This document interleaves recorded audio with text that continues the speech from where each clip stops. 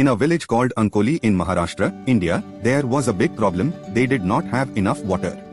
This area was very dry, and the villagers had to rely on government tankers for water.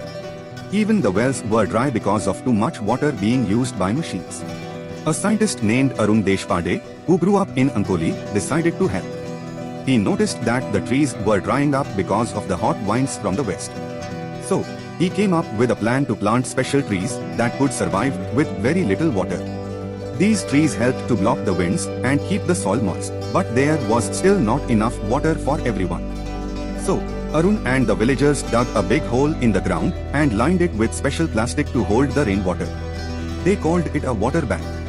This water bank stored rainwater, which they could use during dry times. However, in 1998, a severe drought hit the village. Many people had to use water for drinking or growing crops. Arun realized that they were sending a lot of water to the cities when they sold things like milk, eggs, and meat. So, they changed their plan. They stopped selling things to the cities and started using the water for themselves. They built more water banks and planted more trees. They even found ways to keep the water clean using natural methods. Now, the government and banks are helping them build even more water banks. These new water banks are only for people who want to move back to the village from the cities. They are not allowed to sell anything to the cities. Instead, they use the water for themselves and their families. Arun Deshpande wants to help more villages like Ankoli become self-sustaining.